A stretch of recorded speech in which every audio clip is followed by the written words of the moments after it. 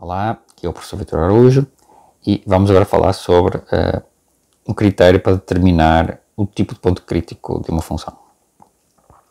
Então, já sabemos que um ponto crítico que seja máximo local deve ser um ponto onde a derivada decresce. Né?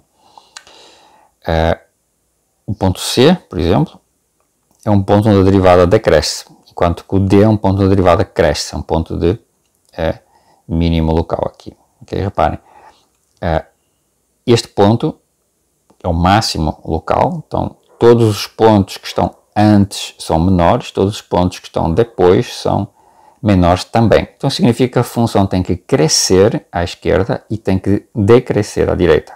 Então devo ter derivada positiva do lado esquerdo e derivada negativa do lado direito. Certo? Então positiva antes do C, negativa depois do C. Mas isto é um ponto crítico, a derivada em C é zero. O que eu tenho? Positivo antes, negativo depois. Então eu tenho a derivada decrescendo no ponto C. Okay? O mesmo argumento diz que a derivada em D, um ponto de mínimo local, deve estar crescendo. Certo? Okay? Um ponto crítico que seja mínimo local deve ser um ponto onde a derivada cresce. Certo?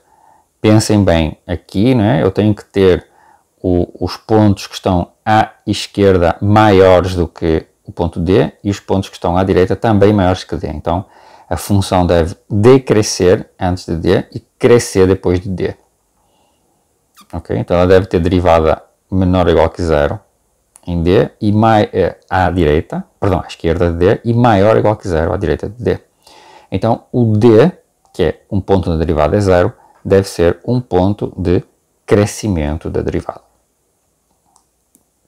Então, se a nossa função for duas vezes derivável, reparem, então nós podemos estudar o crescimento ou o decrescimento da derivada usando a segunda derivada.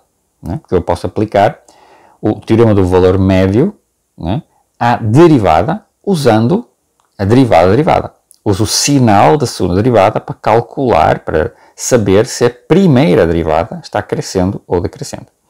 Portanto, um ponto crítico quando f' de x0 é zero, que adicionalmente satisfaça que a segunda derivada é negativa, então é um ponto de máximo local, e se satisfizer que a segunda derivada é positiva, então é um ponto de mínimo local. Okay? Se tivermos que a segunda derivada também é zero, então não podemos concluir nada. Okay? Então, se a segunda derivada for zero num ponto crítico, significa que a primeira derivada deve estar decrescendo aqui em torno do x0 e, portanto, tem um ponto de máximo local. Se a segunda derivada for positiva num ponto crítico, significa que, né, a derivada f' deve estar crescendo à volta do x0 e, portanto, eu tenho um mínimo local. Okay? Se eu tiver a segunda derivada também nula, tenho que fazer alguma outra coisa para concluir. Não posso concluir só usando estes dados. Assim, por exemplo, observem este caso aqui. X ao cubo não é nem máximo nem mínimo local. Né? E a segunda derivada, que é 6x, também se anula na origem. Né? Então nós não podemos aplicar o critério da segunda derivada aqui na função x ao cubo. Né? E de fato o ponto não é nem de máximo nem mínimo local. Estes critérios podem ser utilizados agora, podemos juntar todas essas informações usando a primeira e a segunda derivada e os sinais destas derivadas para esboçar gráficos de funções. Okay? Isto é uma das aplicações importantes de derivação. Nós podemos entender gráficos de funções usando as derivadas das funções. Okay? Então, nós já sabemos que o sinal da derivada de uma função num intervalo determina a monotonia da função, portanto, crescente ou decrescente. A segunda derivada oferece outro tipo de informação. Portanto, uma função diz-se convexa, num intervalo, se todas as retas tangentes ao gráfico da função estiverem por baixo do gráfico. Também se diz que concavidade é voltada para cima. A função é côncava num intervalo se as retas tangentes ao gráfico da função estiverem por cima do gráfico. Também se diz que a concavidade é voltada para baixo. Lembrem-se das parábolas que vocês estudam no segundo grau. Parábolas com concavidade voltada para cima, parábola com concavidade voltada para baixo. Okay?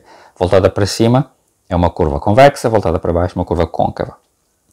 Um ponto x0 diz-se um ponto de inflexão, se a função que nós estamos estudando é contínua no ponto e a concavidade da função muda. O ponto troca de positivo para negativo. Troca de concavidade voltada para baixo para concavidade voltada para cima. Temos aqui uma função convexa e aqui uma função côncava. Okay? Concavidade voltada para cima, concavidade voltada para baixo. Este aqui está um ponto de inflexão. Um exemplo, não é? A concavidade está voltada para baixo aqui, depois aqui a concavidade volta para cima e a concavidade muda naquele lugar. Como é que nós sabemos determinar estes pontos? Porque a concavidade está intimamente relacionada com o sinal da segunda derivada. Então nós podemos usar a segunda derivada para determinar a concavidade. Se o sinal da segunda derivada no intervalo for positivo, então a função é convexa, concavidade voltada para cima. Se o sinal for negativo, então a função é côncava, concavidade voltada para baixo. Por outro lado, se a segunda derivada for nula num certo ponto e a segunda derivada trocar de sinal nesse ponto, então o x0 é um ponto de inflexão do gráfico da função. Para esboçar o gráfico de uma função, aproveitando estas ideias, nós seguimos um certo roteiro. Okay? Como é que eu faço para esboçar o gráfico de uma função? Determino o domínio da função primeiro, encontro as assíntotas, okay? Horizontais, verticais e oblíquas, caso elas existam. Acho as interseções do gráfico com o eixo do x e o eixo dos y, caso eles existam. Determino os intervalos de monotonia, crescimento e decrescimento, e os pontos críticos. Tá? Os pontos onde a derivada é zero, o sinal da derivada, para determinar os pontos de crescimento, os lugares onde ela cresce e onde o gráfico diminui. Incluindo também os pontos onde a derivada não existe, esses pontos podem ser importantes. Achamos os extremos locais, máximos e mínimos locais, usando os pontos críticos. E determinamos os intervalos de concavidade, usando a segunda derivada, e os pontos de inflexão, usando a segunda derivada. Okay? Então, exemplo. Para esta função 3x à quinta menos 5x ao cubo mais 3. Determinar os intervalos onde h é crescente e decrescente, aqueles onde a função é convexa ou côncava. E com esta informação esboço o gráfico. Okay? Então, determinamos a derivada, a segunda derivada. Okay? Estas derivadas nós podemos fatorá-las de maneira fácil. Isto ajuda muito a calcular os zeros e a calcular os sinais. Então, os zeros da derivada são mais ou menos 1 e 0. E os zeros da segunda derivada são 0 e mais ou menos 1 sobre raiz de 2. Okay? Estudamos os sinais da derivada e da segunda derivada e colocamos toda a informação numa tabela para a consulta fácil. Observamos que h de 0 é 3 e, portanto, o gráfico interseta o eixo das ordenadas no ponto 0, 3. Okay? Como é que eu faço a tabela? Bom, eu coloco na tabela todos os zeros da função da derivada e da segunda derivada e depois marco os sinais. Né? Então, eu tenho aqui a derivada, tenho aqui o zero da derivada e tenho os sinais entre os zeros da derivada. Para verificar os sinais, basta calcular o valor da derivada num ponto entre os zeros. Eu já tenho os sinais aí. Okay? A segunda derivada também está aqui. Eu vejo os zeros da segunda derivada, né? E calculo os sinais entre os zeros. Certo? E, portanto, a partir daqui eu sei que, por exemplo, onde a primeira derivada é negativa, eu tenho decrescimento, a função decresce, que eu assinalei aqui com esta setinha. Onde a primeira derivada é positiva, a função cresce, que eu assinalei com esta seta aqui também cresce. E a segunda derivada, né, eu tenho os lugares onde ela é negativo, portanto eu tenho aqui concavidade voltada para baixo, aqui tenho um ponto de inflexão, trocou o sinal, aqui outro ponto de inflexão que trocou o sinal. Okay? Aqui tenho o máximo local, aqui tenho o mínimo local. Certo? Então, com esta informação colectada aqui na tabela, nós podemos depois começar a esboçar o gráfico, por exemplo, em menos 1, que é um dos pontos, é um dos zeros da derivada, eu calculei o valor de h, 5. Eu já tinha calculado o valor de h em 0, obtive 3. Este ponto corresponde a um ponto de inflexão, né, corresponde a um zero da segunda derivada. Então eu calculei o valor de h também nesse ponto, o valor da função.